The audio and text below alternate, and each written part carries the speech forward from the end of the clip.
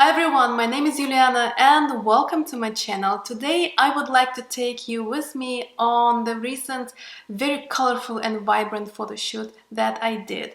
So the whole photo shoot was inspired by one of my recent creations, and if some of you know that I also create jewelry, not as much as I used to, but so here's one of my latest creation, and this is a bracelet, and I also have earrings comes in the set. And as you see, the three predominant color is red, gold and turquoise. I often take inspiration from my props, and I build whole shoot based on these three colors. So this is the original piece that I had, and earrings. You will going to see them later in this video. And then I went to the store to look for the outfit that would match that, and I was extremely lucky because I found gorgeous turquoise blazer with golden buttons and beautiful bright red pants, and that was just match made in heaven. Again, extreme luck. Whole look start coming together. For my makeup I also stayed true to the color scheme, so I applied gold onto my lids and red, glossy red lips, and I wanted to create statement makeup but not overpowering, that it would still blend in with everything together. I also add some defined black eyeliner, because if you will see here, it's all about the shapes. There's defined shapes, and that's what I wanted to bring into the makeup as well. Nice and defined eyes, nice defined lips, so defined shape, because whenever I was planning on creating tight shots like beauty shot and jewelry shot, I feel it would just look so harmoniously together. So again, the inspiration was taken from the prop that I have. Of course, I did some eyelashes and highlighter because, well, what fashion shoot goes without them? For the hair, I went for the slick style, but I still want to have some kicks. I went with oversized braid, and in order for me to create that, I use braiding hair. And braiding hair you can find in, well, at least in America, then you can find in beauty supply store, not makeup supply store, beauty supplies, the ones that also sells wigs, and there where you can find braiding hair, or of course you can order it online. And the great thing, it's very inexpensive. I got my bag maybe $4 or $5, something like that, and I believe it was, I want to say 72-inch. I didn't use all of that, I did cut it, and I created a very beautiful oversized braid. The one con about that hair, it's tingles so badly, so when I had to work with it myself, it was very difficult. I really struggled, but you know, nothing can be, I mean, anything can be done with a little extra effort, so I managed. It's just something to warn you about.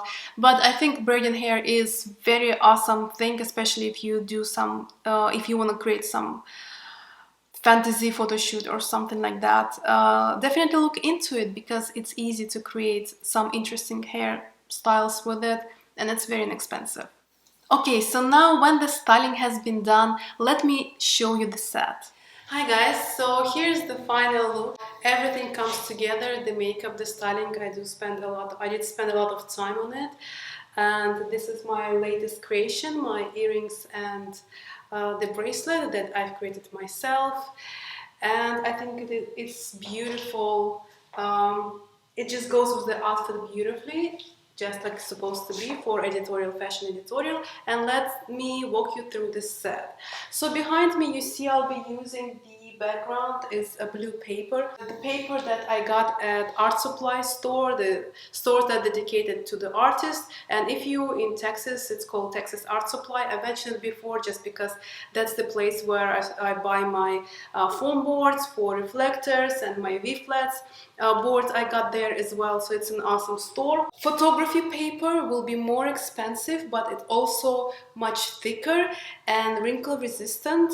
The thing is why I use this one, and if you just starting out with color backgrounds, maybe you want to go for the cheaper one, because this one I think about maybe 60 cents a yard or something like that. So basically it's really inexpensive, because photography paper way more expensive. And Also, the great thing about that you know, you can play around. I don't really use that many colorful background, so I don't know, I don't really feel the need of it. You see, I've attached it to my wall. That's what I usually do because I thought it would be easier. By all means, save yourself some time and use the stand if you have. I do have a stand. I was lazy to assemble it, so I just attach it to the wall. It falls down all the time. So okay, so for the set, I'll be using two lights. So this is my main light, and you see it's on the C-stand just because it's right above my camera. And for the main light, I'll be using my Kodak's 200 Pro and 40-inch softbox. And my main light is the settings 16th of the power. For my camera, shutter 1/25 of the second, aperture 7.1 and ISO 200. And there is a second light, as you see, it's my speed light, and I have a little diffuser on it, modifier, just to make it softer effect. And the reason why, because you will see I'll be posing mostly in my profile, so just to lead my face a little bit better on the side. And the power on this one is 132.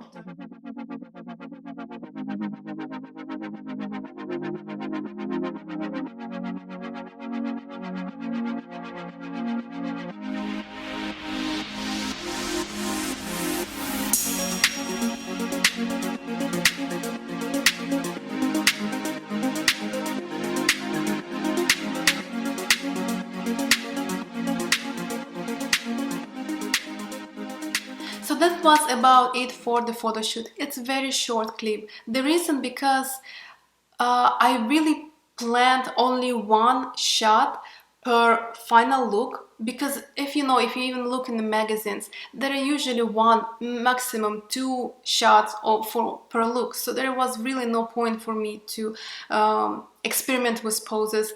I needed only one pose that I had that would show up the outfit, the jewelry, and the styling all together. And I just went with one pose with the tiny slight variations and angles, just to later on select the one that I like the most. And now, after shoot has been done, let me show you the final raw images and walk you through.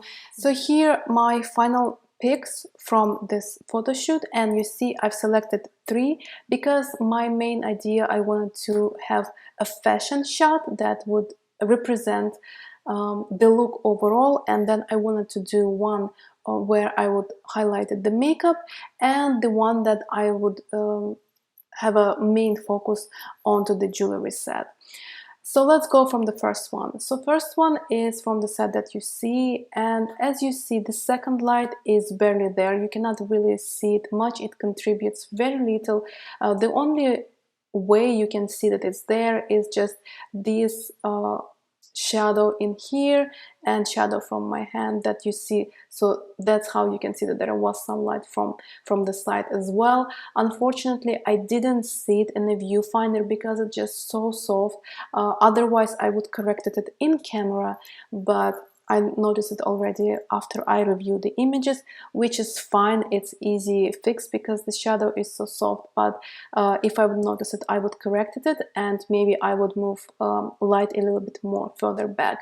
But again, in this particular shot, I think the second light added very little, so if I would use only one front light, probably I would get very similar, if not the same result. So for the second shot, I moved the light a little bit diagonally. So from the first, it's going from the front, and here I'm going a little bit to the side because my close-ups was about the makeup and the jewelry. Oh, by the way, I took all of them with my 50mm lens 1.8, and again the settings are the same. The close-ups as was aperture 7.1, ISO 200, and the shutter 1/25 of the second.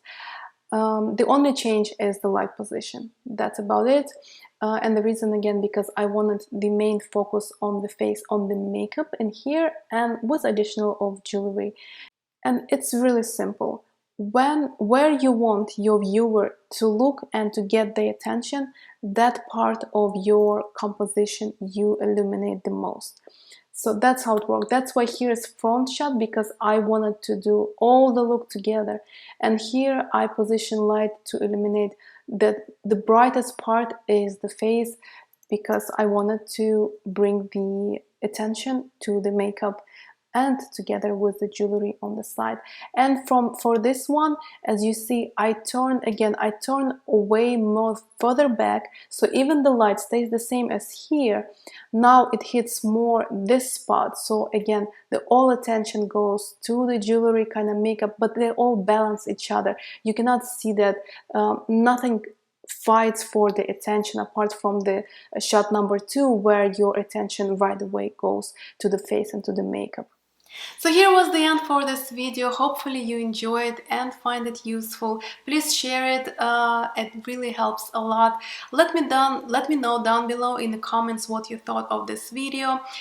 If you have any suggestions for the further ones, if you want me to do something, create something, I'll definitely consider it. Or just, share the love. I always appreciate that as well.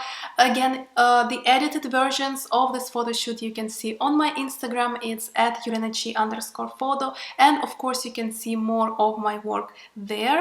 Feel free to subscribe if you want to see more videos from me, and thumbs up for this video if you like that, and I really hope to see you next time. Bye!